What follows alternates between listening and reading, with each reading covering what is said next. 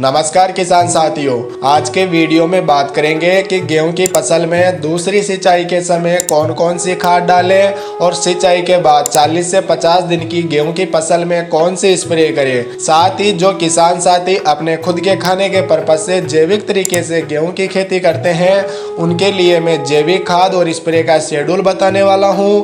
और जो किसान साथी मंडी में बेचने के पर्पज से बड़े क्षेत्र पर रासायनिक तरीके से गेहूं की खेती करते हैं उनके लिए रासायनिक खाद और स्प्रे का कॉम्बिनेशन बताने वाला हूं, ताकि आपकी गेहूं की फसल में दूसरी सिंचाई के बाद जबरदस्त कल्ले निकल सके, बढ़िया बढ़वार हो सके, ज्यादा से ज्यादा बालियां आ सके और फसल में अगर पीलापन की समस्या है तो वो भी खत्म हो सके। तो आप वीडियो को पूरा जरूर देखना और अभी तक आपने हमारा चैनल सब्सक्राइब नहीं किया तो सब्सक्राइब कर दीजिए, साथ में बेल आइकन दबा लीजिए।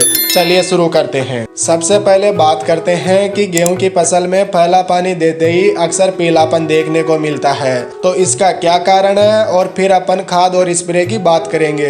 पीलापन की सर्वाधिक समस्या उन क्षेत्रों में देखने को मिलती है जिनमें धान की पराली जलाई जाती है, क्योंकि पराली जलाने की वजह से उन खेतों की मिट्टी के अंदर मौजूद सूक्ष्म जीव और ऑर्गेनिक कार्बन की भारी मात्रा में कमी हो जाती है, जिससे गेहूं की फसल में पीलापन आ जाता है। साथ ही पहली सिंचाई के समय ज्यादा मात्रा में पानी भरकर देने से यूरिया पानी के साथ में नीचे गहराई में चला जाता है और पौधे की जड़ें छोटी होने के कारण इस समय पर्याप्त मात्रा में पोषक तत्व और यूरिया का अवशोषण नहीं कर पाती है, जिसके कारण इस समय पीलापन की समस्या देखने को मिलती है। किसान साथियों, पहली सिंचाई के समय कौन सी खाद कितनी मात्रा में डालें, इसका डिटेल वीडियो देखने के लिए आप मेरे चैनल के डिस्क्रिप्शन बॉक्स में लिंक है, उस पर क्लिक कर देख सकते हैं। रासायनिक खेती करने वाले किसानों को गेहूं की फसल में दूसरी सिंचाई के समय कुछ खाद जरूर डालना चाहिए, ताकि पत्तियों का पीलापन खत्म हो सके, गेहूं की बढ़िया बढ़वार और ग्रोथ हो सके। तो आपको दूसरी सिंचाई के समय बची हुई यूरिया की मात्रा 25 से 30 किलोग्राम प्रति एकड़ जो भी है उसको डालना है। यदि आपने गेहूं बुआई के समय या पहली सिंचाई के समय जिंक का प्रयोग नहीं किया है तो फिर आपको दूसरी सिंचाई के साथ यूरिया के साथ में 33% वाला 5 किलोग्राम प्रति एकड़ के हिसाब से जिंक का प्रयोग जरूर करना चाहिए। किसान साथी ध्यान दें, जिंक का प्रयोग एक खेत में साल में एक बार ही करें, बार बार डालकर अनावश्यक पैसों की बर्बादी ना करें।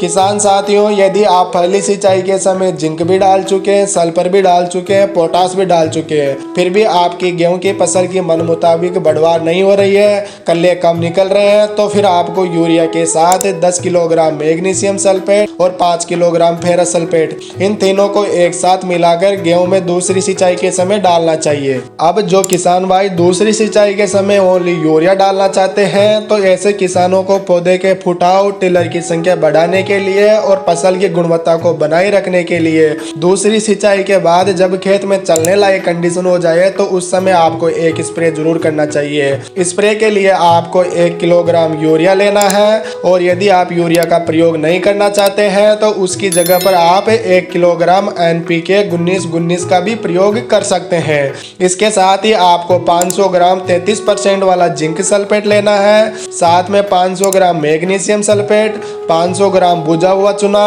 और 300 ग्राम फेरस सल्फेट लेना है।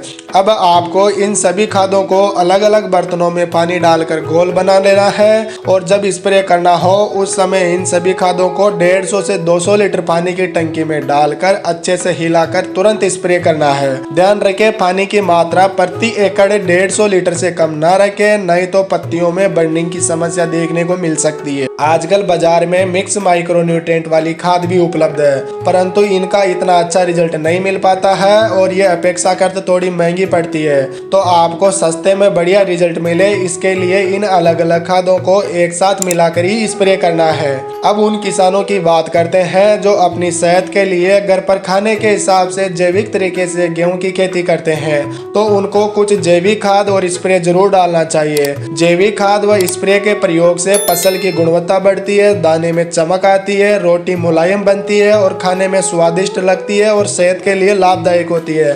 तो इन खादों का प्रयोग रासायनिक उर्वरक डालने वाले किसानों को भी करना चाहिए। आपको गेहूं में दूसरी सिंचाई के समय 10 किलोग्राम प्रति एकड़ के हिसाब से इफ्को की दानेदार सागरिका डालनी है। यदि ये नहीं मिल पाती है तो फिर आपको 10 किलोग्राम दानेदार बायोबिटा डाल सकते हैं और यह भी नहीं मिलता है तो फिर आप 10 किलोग्राम जाइम डाल सकते हैं।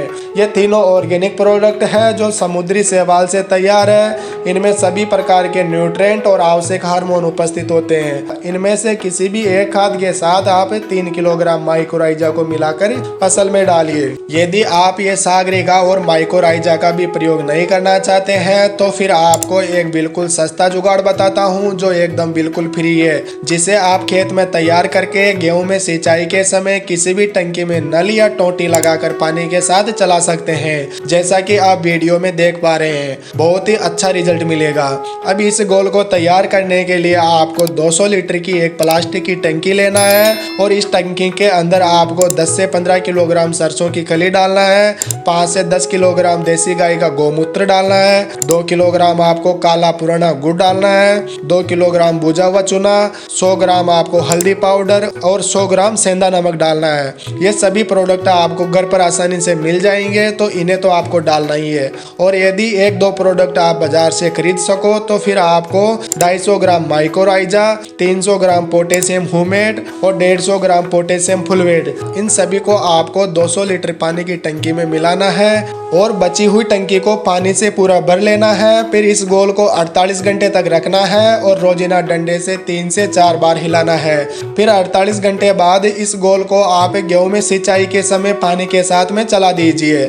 यह घोल सभी प्रकार के न्यूट्रिएंट की फसल में पूर्ति करेगा, फसल में दाने की चमक को बढ़ाएगा, उसकी गुणवत्ता को बढ़ाएगा और उत्पादन को बढ़ाएगा। और तीसरी, चौथी और पांचवी सिंचाई के समय आप 200 लीटर पानी की टंकी में जीवामृत बनाकर भी फसल में चला सकते हैं। इसको बनाने की कंप्लीट डिटेल आप इस पेज पर देख सकते हैं और आप इसका स्क्रीनशॉट ले सकते हैं। यदि आप ये जैविक तरीका अपनाते हैं तो आपको किसी भी प्रकार के रासायनिक खाद को डालने की जरूरत नहीं पड़ेगी और आपकी फसल की जबरदस्त उत्पादन देखने को मिलेगा। यदि वीडियो से संबंधित आपका कोई सवाल हो तो आप कमेंट बॉक्स में पूछ सकते हैं और ऐसे ही खेती बाड़ी से संबंधित नई नई जानकारी देखने के लिए आप चैनल को सब्सक्राइब कर लीजिए और साथ में बेल आइकन भी दबा लीजिए और दूसरे किसान साथियों को वीडियो जरूर शेयर कीजिए। धन्यवाद।